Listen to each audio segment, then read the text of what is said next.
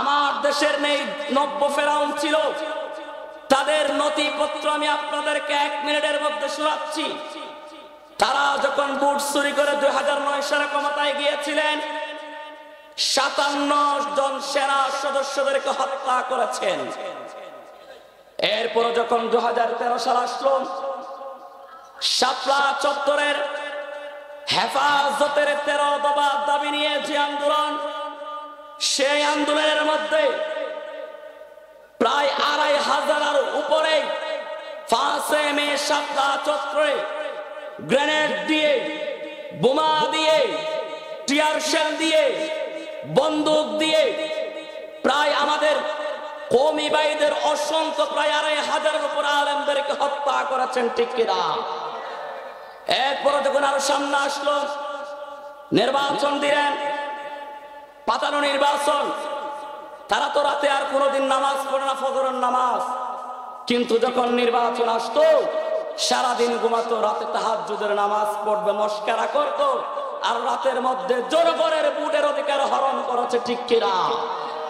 শুধু তাই নয়, এরপরে জাতিকে অন্ধকারাচ্ছন্ন ফেরার জন্য জাতির শ্রেষ্ঠ সন্তান গোলাম আজম, কামারুজ্জামান, কাদের মোল্লা, সালাউদ্দিন কাদের চৌধুরী, বাংলাদেশের ইসলামের অন্যতম ধারক বাহক মীর কাসেম আলী সহ অসংখ্য মানুষকে, ইসলামী আন্দোলনের কর্মীদেরকে গ্রেপ্তার করলেন। একের পর এক আস্তে আস্তে করে আলেমদেরকে হত্যা করেন। এই বাংলাদেশের মধ্যে একচ্ছত্র রাজত্ব করার জন্য গোলাম আজমকে হত্যা করলেন, মতিউর রহমান নিজামীকে হত্যা করলেন, কামারুজ্জামানকে হত্যা করলেন, সালাউদ্দিন কাদের চৌধুরীকে হত্যা করলেন। এরপর আল্লামা সাঈদীকে যখন হত্যার নীল নকশা করলেন, মানুষটাই আল্লামা সাঈদীর মতো, যে একজন মানুষের ফাঁসির রায়ে 250 উপরে বাংলাদেশের তৌহিদি জনতা প্রাণ দিয়েছেন, ঠিক কিনা? শুধু তাই নয়, এরপরে ইসলামী আন্দোলনের কর্মীদেরকে হত্যা করলেন, অসংখ্য মানুষকে গুম করলেন এবং নির্যাতন করার জন্য বাংলাদেশে আইনাঘর বানাইলেন, ঠিক কিনা? এরপরে দেখলেন আমাদের জুলাই আন্দোলনে যে বিপ্লব শুরু হলো, আল্লাহ কোন একটা ব্যবস্থা করে দিলেন। বৈষম্য বিরোধী আন্দোলন যখন শুরু হয়ে গেল, সকল দলের মানুষগুলো যখন আন্দোলনে নামলো, ছাত্রদের ব্যানার হয়ে আল্লামা সাঈদী যে গর্ত বলেছিলেন, ইন্দুরের গর্তে পালানোর জন্য কোনো পথ পাওয়া যাবে না, ঠিক কিনা বলেন?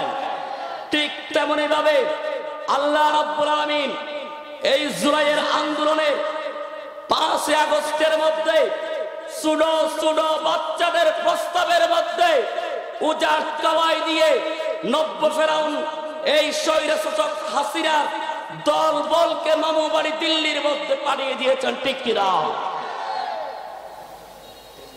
আমরা ফেরাউনের পতন দেখি নাই, নমরুদের পতন আমরা দেখি নাই, হিটলারের পতন আমরা দেখি নাই, নব্য ফেরাউন হাসিনার পতন আমরা দেখেছি, ঠিক কিনা বলে?